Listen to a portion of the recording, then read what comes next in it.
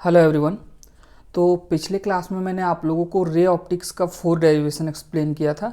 आज मैं आप लोगों को 5th डेरिवेशन एक्सप्लेन करूंगा that is equivalent focal length and power of two thin lenses in contact. मतलब देखो आप दो आपका थीन लेंसेज L1 L2 है वो कॉन्टैक्ट में रखा गया। ओके, तो इसका equivalent focal length and power क्या होगा। तो देखो यहाँ है आपका let L1 and L2 be the two thin lenses of focal length f1 and f2 placed coaxially in contact।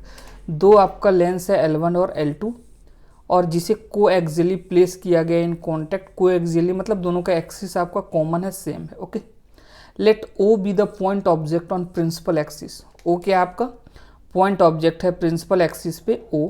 Okay, तो आपका क्या होगा फॉर द फर्स्ट लेंस के लिए L1 के लिए। Okay, O is the object and I dash is the image. O आपका object है और I डैश इमेज है। देखो आप होगा क्या, आपका ऑब्जेक्ट से ऐसे आपका एक रे आएगा। ओके, और L1 में क्या होगा, रिफ्रैक्शन होगा। क्या होगा, रिफ्रैक्शन, और ये इस तरफ बेंड कर जाएगा लाइट। यदि L2 नहीं होता तो ये लाइट कहाँ जाके मिलता, I डैश पे। ओके, L2 नहीं होता तो ये L1 से जो रिफ्रैक्टेड आपका रे है वो कहाँ आके मिलता, I डैश पे। तो I डैश आपका क्या हो जाएगा, इमेज हो जाएगा, और O आपका ऑब्जेक्ट हो जाएगा L1 के लिए। ओके, तो यदि मैं लेंस फार्मूला लगाऊं तो 1/f1 L1 के लिए फोकस आपका f1 है।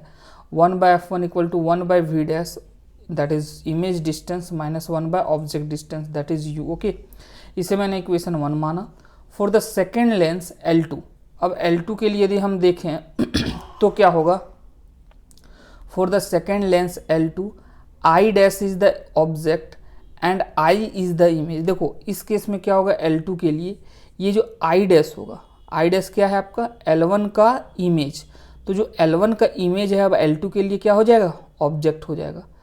और देखो ये सेकेंड लेंस से आपका रिफ्रैक्शन हुआ, पहले फर्स्ट से हुआ फिर सेकेंड से ऐसे रिफ्रैक्शन हुआ और ये आपका जाके फाइनल इमेज I बना। तो सेकेंड लेंस के लिए I डैश आपका क्या हो जाएगा, ऑब्जेक्ट, और I आपका इमेज हो जाएगा। और I डैश क्या है, फर्स्ट लेंस का इमेज। ओके, तो for the second lens L2 I dash is the object and I is the image. Okay, तो यदि मैं लेंस फार्मूला लगाऊं तो 1/f2 इसका फोकल लेंथ f2 है equal to 1/v minus 1/v dash. Okay, ये final image distance है और ऑब्जेक्ट डिस्टेंस है v डैश हो जाएगा 1/v dash.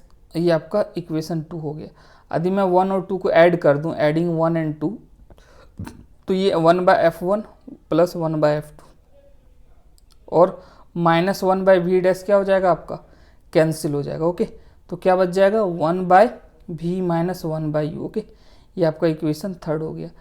If f is the equivalent focal length then, देखो f क्या है, equivalent focal length. Equivalent focal length मतलब ये हुआ कि ये जो दोनों थीन लेंस है इसे मैंने एक सिंगल लेंस से रिप्लेस कर दिया। ओके, सिंगल लेंस से मैंने क्या किया, रिप्लेस कर दिया, और उसका यदि फोकल लेंथ आपका f है तो ये दोनों कॉम्बिनेशन का इक्विवेलेंट फोकल लेंथ यदि f है, मतलब ये जो आपका इस दोनों लेंस को मैंने एक सिंगल लेंस से क्या किया, रिप्लेस किया, तो होगा ये कि ये दोनों लेंस मिलके आपका O ऑब्जेक्ट का फाइनल इमेज I बना रहा था। तो ये सिंगल लेंस आपका यही ऑब्जेक्ट का इसी ऑब्जेक्ट डिस्टेंस U पे यदि रखा जाए इस लेंस के सामने, तो फाइनल इमेज आपका ये कहाँ बनाएगा, इसी डिस्टेंस पे, V डिस्टेंस पे। ओके, तो ये आपका V हो गया, तो आपका U हो गया ये ऑब्जेक्ट डिस्टेंस, V वही आपका इमेज डिस्टेंस, और F इक्विवेलेंट फोकल लेंथ। तो यदि मैं इक्विवेलेंट फोकल लेंथ की बात करूं तो 1/v minus 1/u equal to आपका 1/f हो जाएगा। Okay, equation 4। अब यदि मैं इसे कंपेयर कर दूं तो देखो आप ये 1/v माइनस 1/u 1/u, तो ये और बराबर ये हो जाएगा। मतलब यदि मैं 3rd और 4 को कंपेयर करूं तो 1/f equal to 1/f1 plus 1/f2, ये इक्विवेलेंट फोकल लेंथ का आपका एक्सप्रेशन आ गया।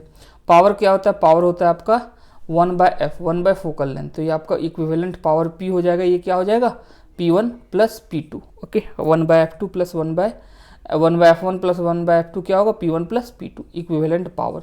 यदि अब देखो फॉर एन थीन लेंसेस, यहाँ 2 लेंस है, यदि एन थीन लेंस रहेगा तो सिंपली ये आगे बढ़ जाएगा up to n lenses. Okay, 1/f1 plus 1/f equal to 1/f1 plus 1/f2 plus 1/f3 plus dot dot 1/fn, और पावर हो जाएगा p equal to equivalent power p1 plus p2 plus p3 plus dot dot pn। Okay, ये होगा। अब हम देखते हैं next derivation आपका क्या है। नेक्स्ट डेरिवेशन है आपका refraction through a prism. Prism के थ्रू अब आपका क्या हो रहा है, रिफ्रैक्शन हो रहा है। तो इसमें हम लोग देखेंगे क्या क्या हमें देखना है। तो देखो आप इसमें क्या होगा, सब मैं 3 पॉइंट डिस्कस करूंगा प्रिज्म से रिलेटेड। पहला है आपका डेविएशन प्रोड्यूस बाय प्रिज्म, दूसरा है variation of angle of deviation delta with angle of incidence, और तीसरा आपका relation between refractive index mu and angle of minimum deviation delta M. Okay, तो देखते हैं अब 1 by 1। Let A B C B A prism. A B C आपका क्या एक प्रिज्म है। ओके, उसमें ए क्या है, एंगल ऑफ प्रिज्म। ए क्या है आपका, एंगल ऑफ प्रिज्म। अब देखो ए बी फेस में एक आपका इंसिडेंट रे आता है और स्ट्राइक करता है। ओके, तो क्या होगा, ए बी फेस से आपका रिफ्रैक्शन होगा, और चूंकि ये रेयर से डेंसर जा रहा है तो ये टूवर्ड्स नॉर्मल ये बेंड कर जाएगा। तो मैंने क्या किया, क्यू पे यदि इंसिडेंट रे स्ट्राइक किया तो क्यू पे मैंने एक नॉर्मल ड्रॉ कर दिया है, नॉर्मल एट क्यू। तो ये आपका क्या हो जाएगा, एंगल ऑफ इंसिडेंस। नॉर्मल से भी जो एंगल बनाएगा ये एंगल ऑफ इंसिडेंस हो जाएगा, और ये नॉर्मल से नॉर्मल की ओर मुड़ जाएगा क्योंकि ये रेयर से डेंसर जा रहा है, तो ये लाइट ऐसे नॉर्मल की ओर बेंड कर गया। फिर अगेन इसका रिफ्रैक्शन होगा फेस ए सी पे। अब ए सी पे सपोज आर पे रिफ्रैक्शन हो रहा है, ठीक है, ए सी फेस पे यदि आर पे रिफ्रैक्शन हो रहा है तो आर पे मैंने एक नॉर्मल ड्रॉ किया।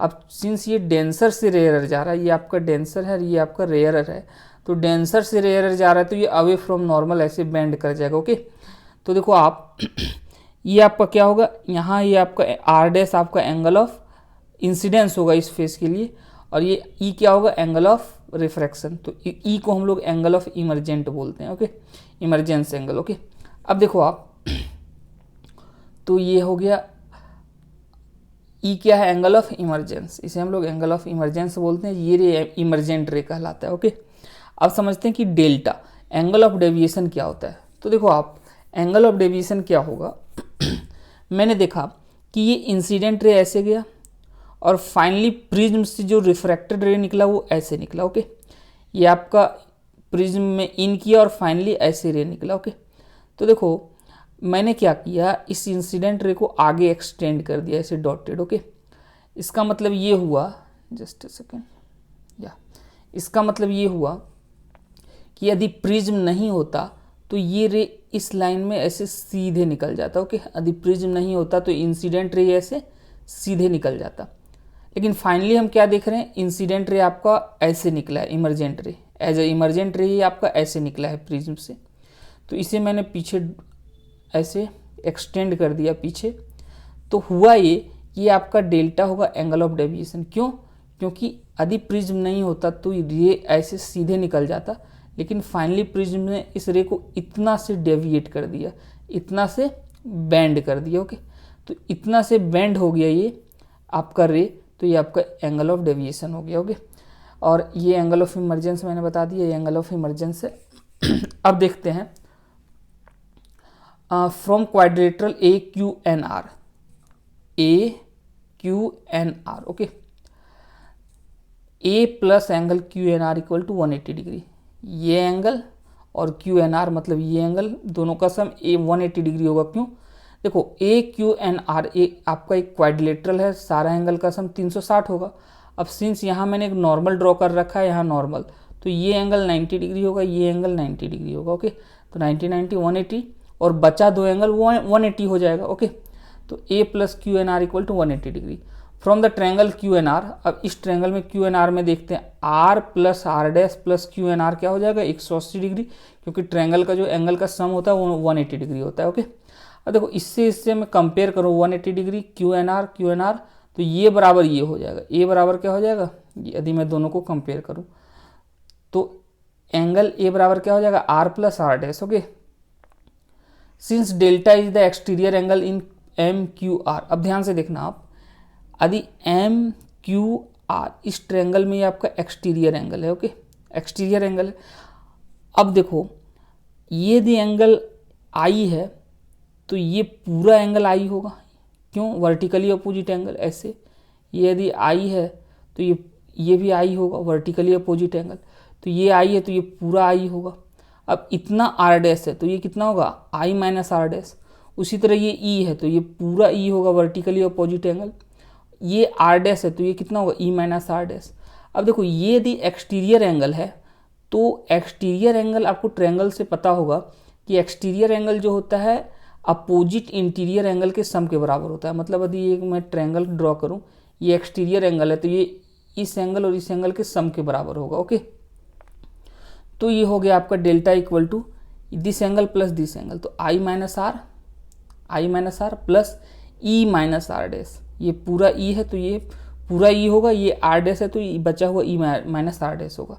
तो this plus this exterior angle equal to sum of interior angle, opposite interior angle. Okay, तो ये आपका हो गया I minus R plus this angle equal to this angle. Okay, delta equal to I minus R plus E minus R dash. अब मैंने आई और ई को एक साथ रख लिया, माइनस कॉमन ले लेता हूँ आर और आर डैश से, तो ये आर प्लस आर डैश हो जाएगा। ओके, और आर प्लस आर डैश हमें पता है ए के बराबर है। तो डेल्टा इक्वल टू क्या हो जाएगा? Angle of deviation equal to ये आपका हो जाएगा आई प्लस ई माइनस ए। तो यहाँ से आपका आई प्लस ई क्या आ जाएगा? आई प्लस ई आ जाएगा डेल्टा प्लस ए। ओके, तो ये आपका एक रिजल्ट हुआ।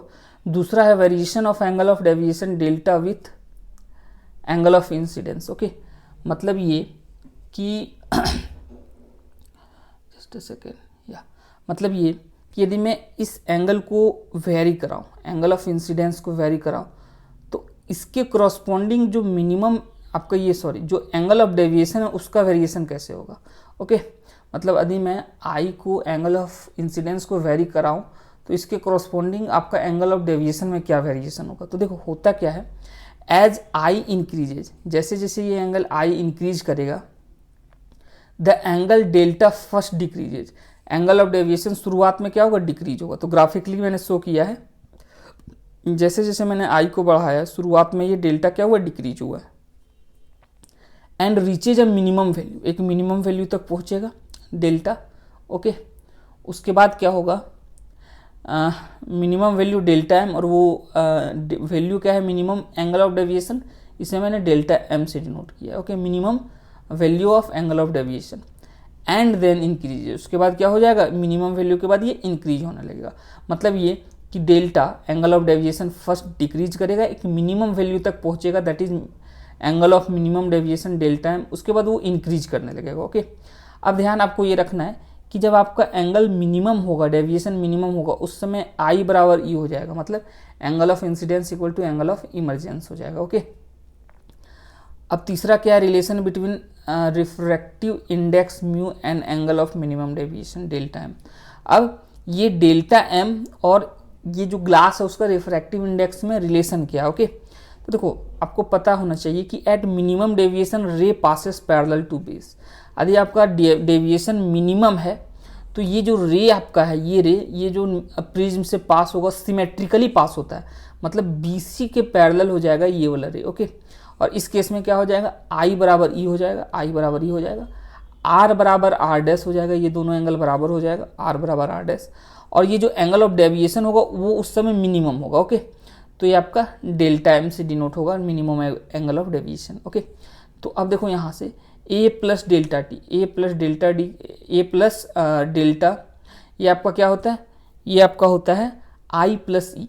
ओके, अब देखो, अब इस केस में मिनिमम डेविएशन के केस में डेल्टा किसके बराबर है? डेल्टा एम मिनिमम डेविएशन, ए प्लस डेल्टा एम प्लस आई बराबर ई है तो आई प्लस आई, तो ये 2i हो जाएगा, इधर डिवाइड हो जाएगा, तो आई बराबर ए प्लस डेल्टा एम बाय 2। अब देखो मिनिमम डेविएशन में आर बराबर आर डैश होता है, यहाँ से देखो ए बराबर आर प्लस आर डैश है, तो क्या हो जाएगा? ये आपका हो जाएगा आर बराबर आर डैश है तो ये 2r हो जाएगा, तो यहाँ से आर आज आपका आ जाएगा a बाई 2। अब स्नेल्स लॉ से हमको पता है कि refractive index mu equal to sine I by sine R, तो mu equal to sine I की जगह मैं रख देता हूँ a plus delta M by 2 और r की जगह रख देता हूँ a बाई 2। ओके, तो ये आपका रिलेशन आ गया mu equal to sine a plus delta M by 2 divided by sine a by 2। Mu क्या है? Refractive index of prism. Okay, so thank you everyone.